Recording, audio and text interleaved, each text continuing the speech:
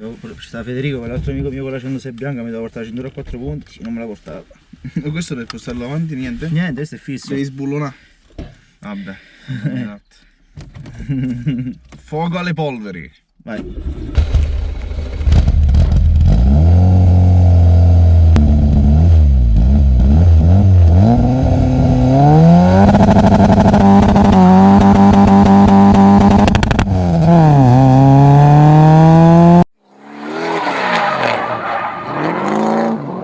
Oggi ti abbiamo incastrato per fare un giro con noi.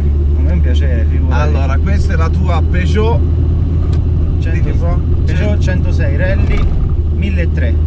1000 punti interrogativi. Vabbè, allora diciamo che sulla carta è 1003. E poi ci arriviamo. Poi Credo che ci volesse chiedere informazioni. No, il campo operatore è questa la strada? sì, Ok, perfetto, grazie. devi camminare, però tante curve, devi camminare. Ok, ci siamo attrezzati noi. Grazie, gentilissimo. Niente. Allora, Daniele, Allora, perché ti sei comprato sta macchina? allora io da quando sono ragazzino ho sempre avuto una grande passione per queste macchinette qua. Anche i modelli non sportivi di questa, cioè a me è sempre piaciuta la 106, è sempre piaciuta come macchina proprio, anche i modelli 1100, 954, modelli più piccoli sono sempre piaciuti, mi è sempre piaciuta tanto. Anche perché nelle cronoscalate praticamente negli anni 90 e primi 2000 solo queste si Sì, usavano. erano solo 106. Ovunque, io mi Solo ricordo le 106. liste erano piene 30, 40 Peugeot e faremo tutto. E molti ancora adesso si chiedono il perché vengono usate principalmente le 106. La 106 è una macchina estremamente divertente, non soltanto la rally, ci sono anche motorizzazioni più piccole che comunque sono divertenti. Ovviamente devo escludere la 954 perché la 954 è proprio, no, più che un cesso, è molto cittadina come macchina, cioè quella viene usata, è una semplice utilitaria, diciamo. Però già prendendo il 1100 un ragazzo che neofita, quindi appena preso la patente, che vuole approcciarsi a queste macchine, già un bel 1100 non sarebbe male, soprattutto se uno prende la seconda serie, il modello sport, che ha anche un bel allestimento, il 1100 è già divertente. Ma tu lo sapevi che stavo curiosando ieri sopra Wikipedia e mi è capitato di vedere che hanno fatto una versione elettrica Sì. di questa e che addirittura facevano una versione automatica a 3 marce. Sì. Mazza che polmone, ma come Sì. cazzo ti sposti con quello? Però io vedo anche il lato positivo, nel senso erano già dei tentativi che Peugeot aveva fatto, insomma, di evolversi sulle macchine, sulle piccole macchine cittadine, quindi può dare, però certo, ovviamente sono tentativi, però sì, non può essere paragonabile minimamente al cambio manuale o al motore, Ma anche perché al il motore a cambio, devo benzina. essere sincero, tu adesso qui hai cambiato il pomello. Sì, c'è un castelletto. Perché ci hai messo il castelletto, ma la cambiata è burro Sì. rispetto a qualsiasi altra C'ha auto un sportiva ottimo- che ho guidato fino adesso. Ha un ottimo cambio. Rispetto a tutte le altre auto che adesso con meno cilindrata riescono ad avere la stessa potenza, ha un modo di essere guidato, un modo di essere vissuta che è completamente diverso. Anche perché pesa meno di 900, questa Sì, anche no, meno di pesa 800. poco più di 800 kg. Poco più di 800 kg, che significa che come rapporto peso-potenza, beh, c'è da parlarne. Sì, c'è da parlarne parecchio. Allora, parliamo un po' di quest'auto, Sì, sì. perché io mi sono seduto qua e lo sterzo è a calice, Sì. lo sterzo è a calice, il che sicuramente ha migliorato la posizione di guida, perché Sì. immagino che come tutte le macchine piccole di quel periodo, praticamente c'hai lo sterzo lontanissimo che devi tenere le braccia tesissime e il sedile alto. Sì, Tu hai cambiato anche i sedili e hai messo Sì. questi qui sportivi. degli Sparco Sprint. Ma purtroppo per me tu sei un bel po' più grosso, quindi io adesso mi trovo in una posizione un po' strana che però nonostante tutto mi va bene. Sarà che lo sterzo me l'aspettavo più duro e invece il movimento si muove bene, però ho saputo che per tanti questo è un difetto, perché alcuni dicono che è troppo demoltiplicato, cioè per andare da una parte all'altra della sterzata ci vogliono quasi 4 giri completi, no? Sì, è Una molto, cosa del genere.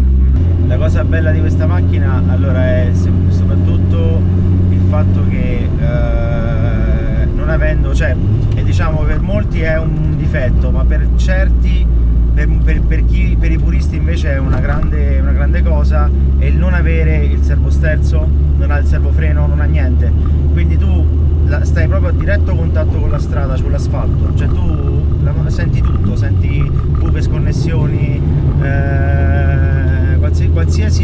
effetto abbia la strada lo senti con questa macchina. Ma io ve lo dico comunque, a prescindere da quelle che sono le idee di base di una macchina che non c'ha servofreno, che non c'ha niente di aiuti, è molto più facile da portare di quel che credevo. Sarà perché è leggera, sarà perché comunque è corta, però in curva entri senza troppa forza. Quello che so però è che questa auto è capace di alcuni traversi non indifferenti. C'è proprio una regola scritta che la Peugeot quando molli il gas in curva si intraversa, e in quel caso mi hanno detto che per correggerla bene ci vuole forza e tempismo, perché in quei casi devi proprio tirare la macchina verso Sì, devi tirare la macchina e devi soprattutto devi cercare del punto giusto di riprendere, di rimettere gas, di dare gas in curva, perché è una di quelle macchine che vanno guidate col piede appoggiato direttamente sulla base e te lo scordi. Il posteriore ballerino è classico di queste macchine qua. Proprio ti racconto un aneddoto che mi è successo a me. Allora, appena presa la macchina, io vabbè, ovviamente euforia del momento, oddio, la macchina appena presa, c'è un bel rettilineo e c'è una rotonda alla fine. Accelero, arrivo a 130, 140, ho detto, vabbè, vediamo cosa fa. Stacco la macchina, io non conoscendola, la macchina me la sono ritrovata al contrario praticamente. E anche perché uno si aspetta il sottosterzo, ma questa proprio non ne vuole sapere. Quindi quel momento è stato il momento in cui io ho detto proprio, va bene, io e te ancora non siamo amici, quindi va bene, ci dobbiamo conoscere. È una macchina che va conosciuta. Sembra, allora, a vederla da fuori sembra una macchinetta piccola che si può gestire bene, che si può maneggevole, però questo modello qua, soprattutto le rally, le 1300 oppure le 1400, le XSI, queste qua che sono più spinte, bisogna conoscerle prima di guidarle in un certo modo, perché sembrano piccolette, sembrano rischi di farti male, però ti fai male. Cioè, anche perché guarda, io qui praticamente ho vetro ovunque. Sì. E per una macchina degli anni 90 questo di solito era indice del fatto, vabbè, Volvo a parte, del fatto che l'auto non era proprio il massimo della sicurezza. Poi considerando che questa macchina riesce ad arrivare a 200 km/h, forse anche qualcosa sopra. La velocità di punta originale della macchina erano 190 km/h. Erano. Adesso, almeno su questa, sono un po' di più. Però 190 km di punta, che per un 1300 98 cavalli, insomma. Beh, ma che fa, scherzi? Non è certo roba da poco, insomma. No, ma perché mi hanno detto che l'ultima marcia è particolarmente lunga e siccome il motore da tiro in alto è anche abbastanza coppia per quello che è la cilindrata del motore, allora si riesce tranquillamente ad arrivare a fondo scala. Ma entriamo un pochino nel dettaglio però. Questa auto, oltre che essere calda, perché noi siamo in montagna con la neve e non abbiamo le bocchette di ventilazione centrale e quindi nonostante tutto sentiamo caldo. E la manopola sta su freddo, E la manopola sta su freddo, senza... diciamolo. Oltre a questo, com'è che tu ti trovi guidando con quest'auto tutti i giorni? Allora, io mi trovo bene, cioè nel senso è sempre una gioia guidare questa macchina. Non mi stuferei mai di guidarla, cioè io la potrei tenermi a 30 anni questa macchina, potrei arrivare a 60 anni a guidare questa macchina e ancora non mi stuferei mai di guidarla e mai di portarla al limite, anche quando si può fare. Quindi è una gioia sia per gli occhi, perché vederla ogni volta è bellissimo, ed è una gioia per quanto riguarda la sensazione di guida, è qualcosa che a me ogni volta mi emoziona tantissimo. Io ho sempre voglia di prenderla, di andarmi a fare le curve, per esempio come stiamo facendo oggi, anche se ovviamente tempo permettendo, però l'uso quotidiano è emozionante ogni giorno.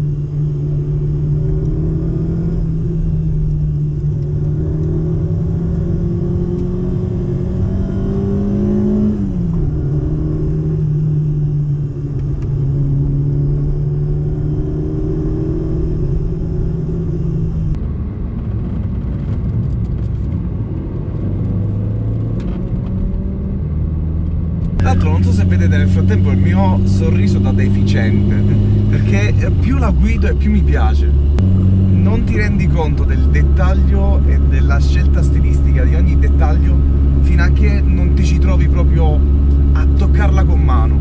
Qui dentro non scricchiola niente, probabilmente anche perché non c'è grande roba che dovrebbe scricchiolare. I pannelli portiera sono molto simili a quelli di una Panda, però sono efficaci e si trovano in ricambio abbastanza facile.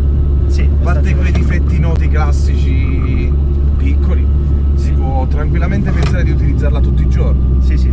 Senti un po', ma di modifiche arriviamo al punto proprio quello che le modifiche che hai fatto a quest'auto, quali sono? Allora, quest'auto monta base, monta un blocco motore 1600, monta una guarnizione, una testata lavorata di 2 decimi, albero a camme con alzata da 7,5,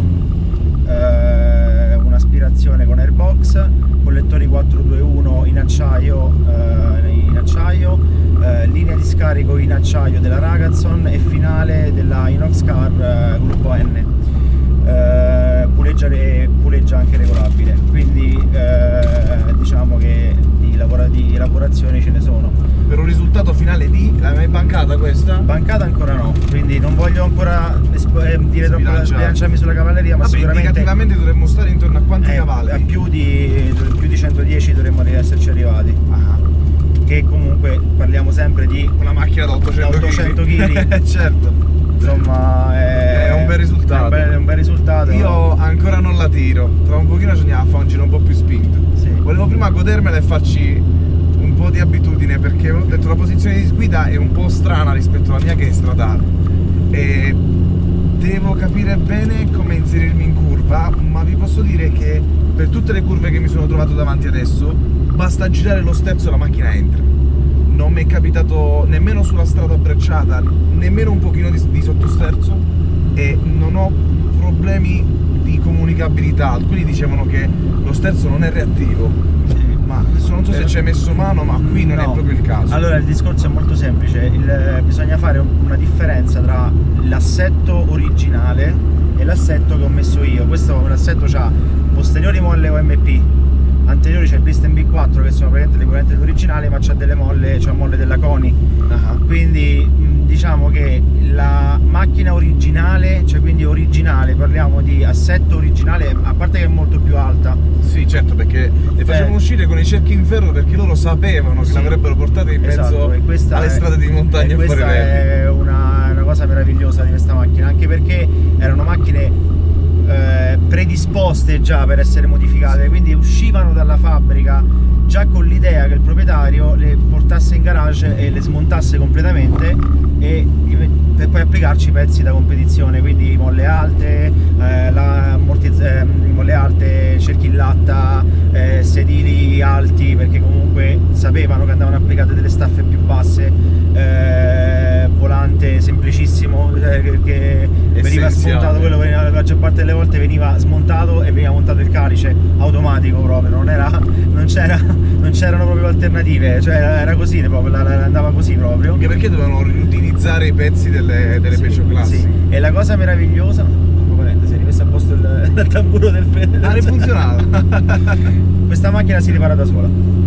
Sì, perché abbiamo iniziato la prova e il tachimetro non funzionava. Sì. Adesso dopo un po' di giri ha ricominciato a funzionare e non abbiamo idea del perché. Però questa macchina ha kit dentro, lo sappiatelo. In realtà è kit questa macchina. Kit è andato in pensione ed è entrato nella 106.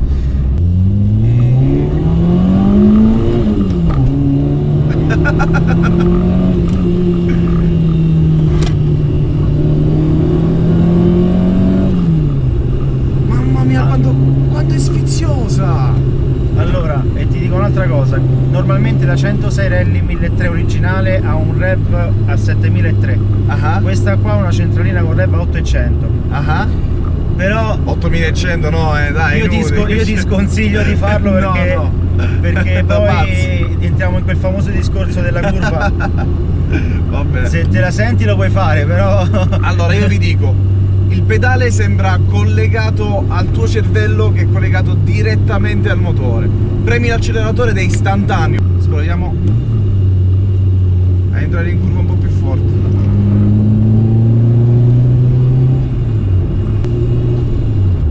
I sedili ti permettono di andare in curva senza problemi, anche perché ti tengono loro dove dovresti stare, e fidate fidatevi, è una grossa, enorme differenza quando andate veloce in curva. La strada ha un asfalto buono e quindi non ci troviamo nessun tipo di problema. Non so sulle buche come si comporta. Sulle buche si sente tanto. Si sente bene. Sì, perché comunque vabbè, con l'assetto e tutto senti tutto, ma ripeto, ma poi è una macchina che ti mette proprio a diretto contatto con l'asfalto, con la strada, perché non ha nessun tipo di aiuto. Quindi Quanti giri mi consigli di partire? questa parti sui 7, 7. Addirittura? Vai. Devo sgommare? Vai.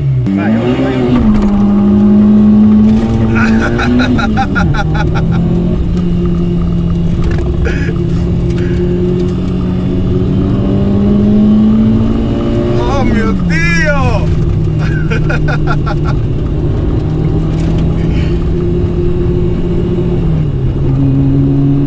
Oh, e c'è tiro pure in basso? Occhio,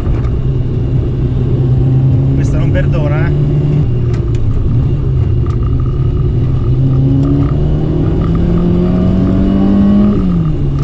Senti quanto cazzo tira! Tira, sì.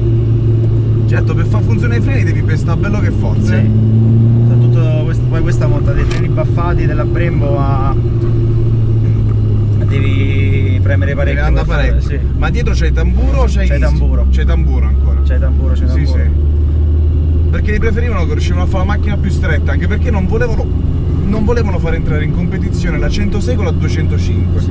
Che la 205 era l'espressione massima della velocità su pista o Sì. nelle competizioni. Il 3 E carburato. la 106 in realtà poi era nata solo per essere una piccola auto per chi andava in città o per chi voleva un'auto economica da mantenere. Sì. Quello che non si aspettavano è che quest'auto fosse per certi versi più efficace della 205. Cioè nelle curve strette, nei tracciati in cui la leggerezza era la regola principe, queste auto erano preferite in assoluto. Spesso Sì. gli cambiavano il motore, alcuni con delle modifiche turbo, delle cose assurde Sì. che secondo me stonano anche su un'auto che è così essenziale, e tutti quanti le sceglievano. Sì, è vero. Poi mettiamo anche che modificarle costa poco, perché Certo, perché per noi il turbo non è una soluzione, ma No. per chi lo è invece cacciare quei 400-500 cavalli da un motore del genere è fattibile. È fattibile. Non si sa che però è è fattibile. fattibilissimo. Quindi puoi andarci a fare gare di drag, magari con delle gommone davanti esagerate. Oppure puoi prepararla da cronoscalata come in tantissimi facevano, Sì. ma anche nei piccoli circuiti va benissimo. Sì. Senza considerare che nonostante i sedili sportivi e un assetto sportivo, io qui dentro sto bene senza mal di schiena, quindi Sì. si può utilizzare anche tutti i giorni come prima macchina. Esatto. Quindi se trovate l'opportunità di poter guidare una macchina come sto facendo io, che oggi ho avuto questa fortunatissima serie di eventi che mi ha portato qui dentro con la sua auto, con un proprietario che conosce bene la sua auto ed è appassionato, fatelo. Non ci pensate due volte perché è una bella esperienza. Io posso dare un consiglio a chi vuole entrare in questo mondo. Allora, magari un ragazzo appena neopatentato, io gli posso consigliare di cominciare con una 1100, magari, perché comunque lo stile di guida di questa serie qui, il 1100 già più o meno te lo dà, quindi per conoscerla bene, e poi passare magari a un 1300. Ah, decidi Quindi, di fare lo step sì, intermedio? Sì, fare uno step intermedio, perché passare direttamente a questa qui, io parlo sempre di un neopatentato, poi magari un esperto già che vuole passare una macchinetta come questa può tranquillamente passare a... Sempre con la dovuta cautela, anche Sempre perché con la dovuta cautela, sappiamo che ovviamente. potrebbe essere un po' stronza come auto. Sì, quindi per quello sto dicendo, meglio passare prima a un 1100 a un motore un po' più piccolo per conoscere la macchina e poi fare lo step più fare grosso. lo step più grosso col 1300, oppure, che ripeto non è da meno assolutamente, però chi vuole proprio una macchina più diretta, più comunicativa, anche il 1600 16 valvole, che assolutamente io l'ho guidato ed è una grandissima macchina anche quella, ripeto, però non mi ha dato sensazioni di guida come questa qua. Però fare uno step intermedio per chi magari ha preso la patente da poco è il caso, secondo me. Però comunque è una macchina estremamente divertente, consiglio a tutti almeno una volta di guidarla, almeno una volta. Senti, ma tu volevi ringraziare dei ragazzi, tra Sì. l'altro, Sì. i ragazzi del... Allora, Abruzzo Racing Club.